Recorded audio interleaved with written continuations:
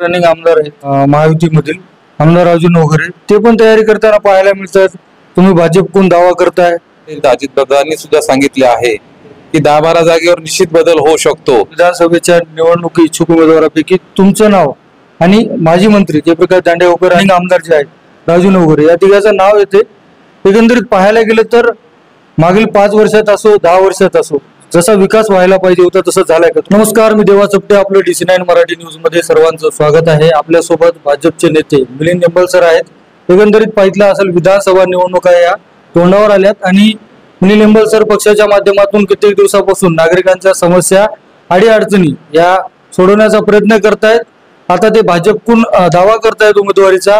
एकंदरीत पाहायला गेलं तर हिंगोली जिल्ह्यामध्ये इच्छुक उमेदवार जरी जास्त असले तरी पण 3 नावाची जास्त चर्चा आहे. एकंदरीत आपण पाहत असाल राष्ट्रवादीकडून शरद पवार गटाकडून जयप्रकाश दांडेगावकर, अजित पवार गट राष्ट्रवादीकडून राजू नवघरे आणि भाजपकडून मिलिंद निंबल सर आहेत. एकंदरीत सर काय सांगणार? इच्छुक उमेदवार आहात, सत्तेमधील तुमच्याच आमदार रनिंग आहात, ते पण तयारी करताना पाहायला मिळतात, तुम्ही पण पाहायला मिळतात. काय नेमकं काय आहे? आपण म्हणाला तसं 2 महिन्यावर विधानसभा येऊन ठेपलेली आहेत आणि सर्वच पक्ष कामाला लागलेले आहेत. खरं पाहिलं तर वसमत विधानसभेमध्ये भारतीय जनता पार्टीची फार मोठी ताकद आहे. बूथवर आमची रचना पूर्ण झालेली आहे. बूथ प्रमुख आमचा सक्षम आहे आणि गेल्या वेळेस आपण पाहिलं असेल तर आमची जागा ही 2 नंबरला होती. त्यामुळे आमची प्रमुख मागणी यावेळेस राहणार आहे ही जागा भारतीय जनता पार्टी लढवणार आहे आणि भारतीय जनता पार्टीचा जो कोणी उमेदवार राहील, पक्षाने ज्याला कोणाला तिकीट देईल तो निश्चित या निवडणुकीमध्ये विजयी होणार आहे. तर एकंदरीत पाहायला गेलं तर रनिंग आमदार आहेत महायुतीमधील आमदार राजू नवघरे, ते पण तयारी करताना पाहायला मिळतात. तुम्ही भाजपकडून दावा करताय.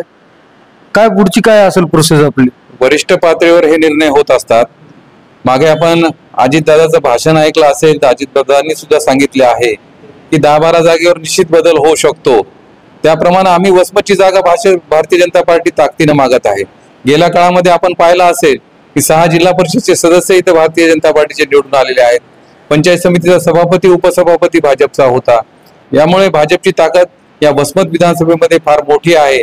त्यामुळेच आमची प्रमुख मागणी आहे ही जागा भारतीय जनता पार्टीला सुटली पाहिजे. मागणी नाही, मी निश्चित आपल्याला सांगू इच्छितो की वसमत विधानसभेची जागा भारतीय जनता पार्टीच लढवणार आणि भारतीय जनता पार्टीचा उमेदवार येत्या निवडणुकीमध्ये विजय होणार.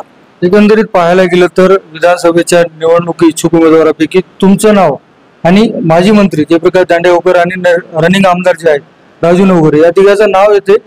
एकंदरीत पाहायला गेलं तर मागील 5 वर्षात असो 10 वर्षात असो जसा विकास व्हायला पाहिजे होता तसं झालाय का? तुम्हाला काय वाटतं? हे जनता ठरवणार आहे.